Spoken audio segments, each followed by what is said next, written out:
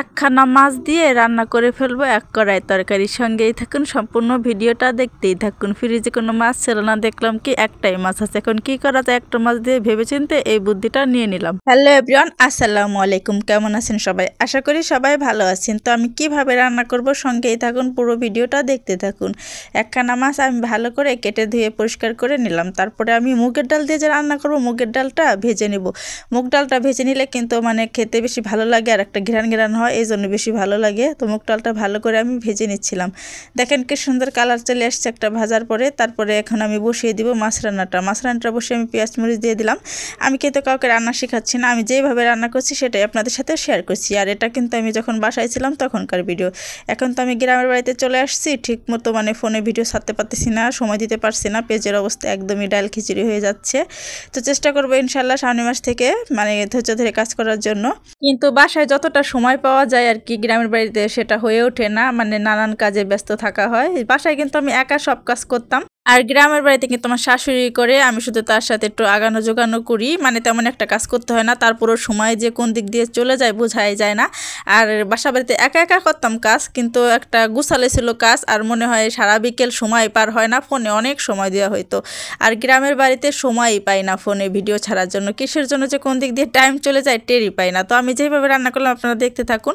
মাছটা কিন্তু কেটে ধুয়ে পরিষ্কার করে তারপরে আমি মশলা দিয়ে ভালো করে কষিয়ে নিলাম। দেখেন কি সুন্দর একটা কালার আসছে, মনে হচ্ছে এখনই এক প্লেট ভাত নিয়ে বসে যাই। আসলে গ্রামের বাড়িতে মানে সবাই একসাথে তো থাকা হয়, আবার এ আসে ও আসে, সবার সাথে কথা বলা হয়। আর বাসা বাড়িতে তো কেউ নেই কথা বলার মতো, কোনো সময় যাইতে চায় না। কাজ করে তারপরে অনেক সময় পাওয়া যায়, ওই সময়টা ফোনে দেওয়া যায়। কিন্তু গ্রামের বাড়িতে তা হয় না। বিকেলবেলা মনে করেন এ বাড়ি থেকে একজন আসে, ও বাড়ি থেকে একজন আসে, সবার সাথে কথা বলতে বলতে সময় পার হয়ে যায়, টের পাওয়া যায় না যে কোন দিক দিয়ে সময় চলে গেল। তো আমি ভালো করে কিন্তু কষিয়ে নিলাম। দেখেন কি সুন্দর একটা কালার আসছে, ডাল দিয়ে আর মাছ দিয়ে মনে হচ্ছে এখনই ভাত নিয়ে বসি।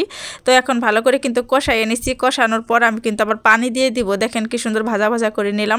ভাজা ভাজা করে নেওয়ার পরে এখন আমি সামান্য পরিমাণে পানি দিলাম। পানি দিয়ে তারপরে কিছুক্ষণ গালিয়ে নিব। পানি দেওয়ার পরে মানে যে ডালটা আর কি ফুটে গলে যাবে, আর ডালটা যেমন আস্তে আস্তে দেখা যাচ্ছে না, তখন আর আস্তে আস্তে দেখা যাবে না, একদম গলে যাবে। খেতে কিন্তু অনেক মজার হয়েছিল। এক পিস মাছ দিয়ে মানে সবাই খেয়ে ফেললাম। দুর্দান্ত একটা রেসিপি। আর এখানে বলক চলে আসছে, দেখেন কি সুন্দর হয়ে যাচ্ছে তরকারিটা। আসলে বড় ভিডিও দেওয়া আর কি অনেক কষ্ট হয়ে যায়, বড় ভিডিও এডিটিং করা সব মিলিয়ে ভয়েস দেওয়া খুব খুব খুব কষ্ট হয়ে যায়, মানে সময় লাগে অনেক।